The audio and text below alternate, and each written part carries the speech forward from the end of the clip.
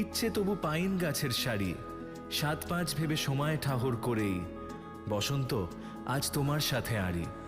একরাশ বিপদের মাঝখানে শুয়ে আছি, কানাঘুষো শোনা যায় বসন্ত এসে গেছে।